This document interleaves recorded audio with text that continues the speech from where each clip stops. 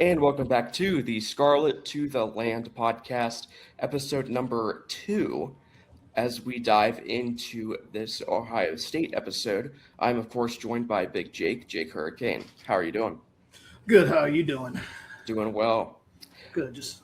Just another day, brother. Another Just, day. no, just another day, and this is gonna be a good one today. We gotta talk about, of course, the Block O. Every year, it's a yearly tradition where they pick the guy with the best character, the guy that has overcome so much, the guy that is just a coachable player. That is what the Blocko is all about. It represents just the Buckeye spirit. Just looking at some of the history, it was started in 2020 as a way to honor the late Bill Willis, a defensive lineman for Ohio State from 1942 to 1944. He also went on to play for the Cleveland Browns.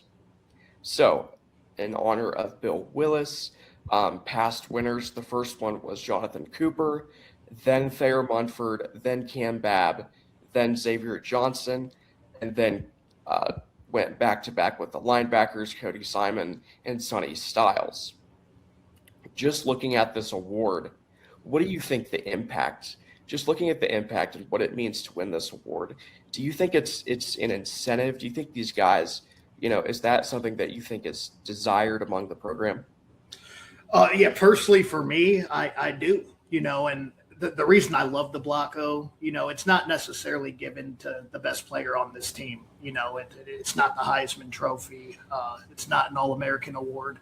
It's just, they really recognize leadership, staying with this program. I would say toughness, sacrifice, and, that's what it means to be an Ohio State Buckeye.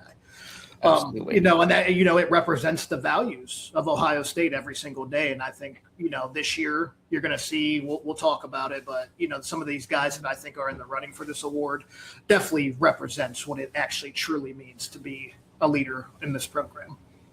So without further ado, we've got to get to some of our predictions. Just one guy, we'll go with two guys, but your first guy, and then you'll do an honorable mention. But your guy that you think will get the Blocko this year? I'll start it off with Brandon Inniss. He arrived in Columbus as a 5-star recruit. A lot of people, have kind of beat him up over the years. He hasn't really shown that 5-star potential, which I necessarily don't even agree with. We're wide receiver. He's a slot guy. He could have transferred. And right. He could have looked for a much easier path. He could have went and followed Brian Hartline to USF if he wanted. And instead, he stayed at Ohio State. Obviously, if you hear teammates talk about him, he's earned their respect. He became a captain last year, and he's waited for his moment. And for me personally, we talked about this on a prior episode. I think his moment is here. I expect him to have a great year.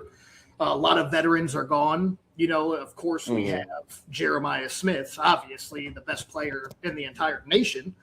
But I think he's positioned to not only be a leader on this football team, I think he is going to step up in a big way, and he's going to see a lot of targets this year. And, this is going to, go well for him, in my opinion, because he brings his experience, his toughness. He's a versatile player, and he has the trust of the coaching staff. So I think all of that's going to play into why he is my prediction to receive the Blocko this year. Just looking at this Blocko award, some of the history behind it, it usually goes to a senior. That's number one, the qualification. And two, I don't believe that it has ever gone to a transfer coming into Ohio State. So just looking at that, my prediction is offensive lineman Luke Montgomery, a guy that has stuck it out for 4 years, had a great showing in the playoffs in 2024 after they sustained some injuries, really got a chance there, and then came in as a starter the next season and played very well. He's a senior this year. He's an Ohio guy from Findlay. And I think if I had to pick anybody to earn that award, to me, it's Luke Montgomery. But of course, Brandon Inniss is not a bad option. Yeah, I'm with you. Luke Montgomery, he was a former 5-star guy too, wasn't he? I believe it was a 4-star recruit. 4-star. Okay. Yeah. No, I think that's a great pick. I think when I listen to Luke, he just kind of has that blue collar mentality. Like, Absolutely. I think he would be a fantastic fit. I'd be very excited, if he was awarded that. But I mean, we're here to discuss that and go over why we think these guys will get the award, and I think that's a great pick. Your honorable mention, obviously, there's going to be a lot of good candidates, but do you have another guy that you think, again, could maybe potentially get this this honor, this prestigious honor as a Buckeye? Well, I would say honorable mention before I actually go into a guy that I think's going to possibly get the award. I just want to make it clear, if Block O were simply just, awarded to the best player on the roster, we all know who that would be. It'd be Absolutely. Smith. Absolutely. But, I mean, he has, he's a junior. He hasn't been here like long enough for me. Like, I feel like he just came in here as like an instant impact star, and we all expected him to be that. So I think the Block O is a little bit more. It means a little bit more to some of these guys that have stuck around, and somebody that I really like. I'm going to remain on the offensive line here is Austin Saraville. Yes. When Ohio State has needed him, he's answered the call every single time, whether that was at guard. He played offensive tackle fantastic last year for us. I actually think, as of right now, looking at all, NFL drafts and stuff, I see a lot of the mocks have him listed as tackle, and they have him as a first-round grade, and wow. They don't have, like, I think, let's see, I know NFL Draft Buzz, great website that ranks players, and they have him as a first-round grade tackle. I've seen him, just on Walter Football mocks. I mean, things probably it's the off season; things can always change. But but I think he just embraces like responsibility, and you've seen that with his versatility all around the offensive line. Just a tough guy, physical. I think he's very selfless, and he's obviously respected, through this program. And I think he's the kind of player that Ryan Day and pretty much every teammate will trust. And, when Ohio State does take the field this year, I think, he'll be one of, if not the biggest leader, setting the tone in those trenches. And I think that's why he is a realistic candidate for the Block O. You pointed to it, his versatility, a guy that he's played everywhere in his Ohio State career. It's actually pretty amazing. So you see the versatility, and I compare it to a guy like Sonny Styles, a guy that, who has worn the Block O, went from safety to linebacker, and he embraced his role and without complaining. And I think that, that means something to these coaches, and that's what this award is all about. So if you're going to give it to somebody, yeah, absolutely. Austin Saraville, that's a great pick. I do think, that was a really good comparison there with Sonny. I mean, two guys that have showed extreme versatility. You had Sonny playing safety. And I feel like you could see that's the thing about Austin for me that's fun, though, because he's shown this versatility. I really like him at guard, but I was shocked to see how well he was playing tackle. And that's, going into this year and just like looking onwards to the NFL draft. I really want to see those measurements, because with some of these analysis that are looking at him as a tackle and having that first round grade, his measurements are going to be huge. And and is he going to be the left tackle this year? I don't know. Are they going to move him back into the guard? It's just one of those things that I feel like, but that's another reason there too with his versatility. I just believe that he's a guy that's going to accept whatever this staff, wants him to do. And I think that's a trait that can win you the Block O right there. Like, you accept your versatility, no matter if he wants to be a tackle at the next level or not. His measurements will check out there, and they'll have that discussion in the NFL. He's still at Ohio State. So whatever they want this guy to do, I feel like he's going to step up and be that leader in the room, and he'll do whatever this team wants him to do this year. Absolutely. Yeah. He's been a guy that, Ryan Day, he, tells him to play a certain position and he'll do it. So, he's been great no matter where he's played. And again, he's a guy that, like you mentioned, you got to look at the measurements like arm length, and you got to look at